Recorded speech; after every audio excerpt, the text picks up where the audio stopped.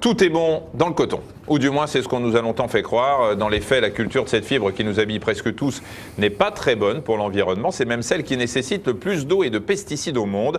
Heureusement, comme vous allez vite le comprendre, on peut se passer du coton sans pour autant finir tout nu. Regardez le reportage de Laetitia Fougue, Mathieu Despiau et Adeline Salapac.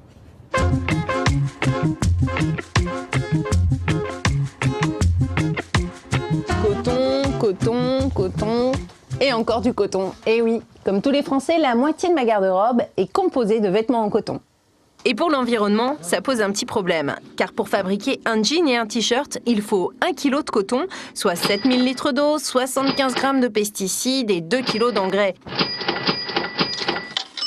La culture du coton fait donc aujourd'hui partie des plus polluantes.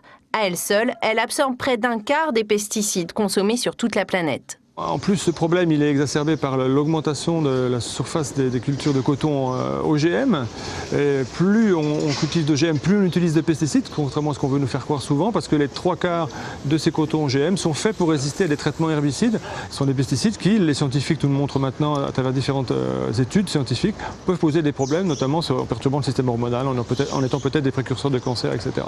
Alors pour se passer de ce coton polluant, 3 solutions. Privilégier les fripes, le coton biologique et surtout les autres fibres. Allez, je vous emmène en Normandie. Car si la France est aujourd'hui le premier pays producteur de lin dans le monde, c'est bien grâce à la Normandie. Chaque printemps, de plus en plus d'agriculteurs se convertissent à la culture de cette petite fleur bleue. Bon, en cette fin octobre, c'est un petit peu moins bucolique. La récolte a eu lieu et comme d'habitude, elle a été bonne. Donc voilà, c'est la fibre produite par l'agriculteur qui habite à 1 kilomètre d'ici. Le bilan, je dirais, en engrais est très faible. Et au niveau pluie, nous l'avons naturellement. Les 15 tonnes de lin de ce camion se sont contentées d'eau de pluie, de 50 grammes d'herbicides, 30 centilitres d'insecticides et de 150 kg d'engrais. Produit local et peu gourmand, la facture environnementale du lin est assez douce et elle le reste tout au long de la chaîne. On casse le bois pour pouvoir extraire la fibre. Alors il n'y a aucun besoin en eau et aucun besoin d'un produit chimique quelconque pour cette opération mécanique.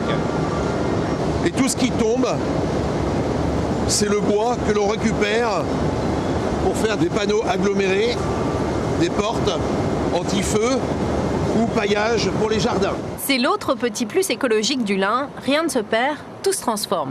Ça c'est la fibre courte que l'on utilise pour les renforts dans l'automobile, pour le papier et pour la petite histoire, il y a toujours une partie de lin dans le dollar américain.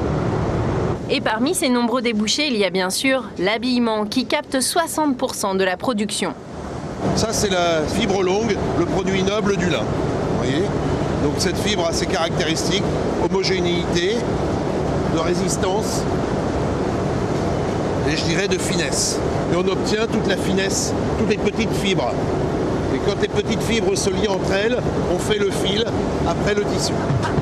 Le lin, un tissu noble, qui très loin des vieux clichés rattrape la tendance. Il s'est même offert un showroom au cœur de Paris. Donc ça, c'est le denim du tissu pour le jean, qui est un point fort de notre collection prototype de l'automne-hiver. Et ici, différentes versions qui sont déclinées par les tisseurs qui sont déjà dans les collections. Ici, nous présentons un peu plus de 1000 échantillons pour la mode et 500 pour la maison. Ça peut aller du tissu en lin imperméabilisé, mais aussi de la dentelle, pourquoi pas, pour des lins seconde peau. Et on va même jusqu'à faire maintenant des lins qui ne se froissent pas.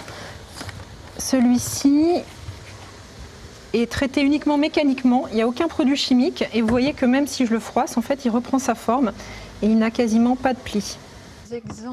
Respect de l'environnement, innovation, voilà ce qui séduit aujourd'hui des créateurs de plus en plus nombreux, prêts à débourser 30% de plus que pour le coton.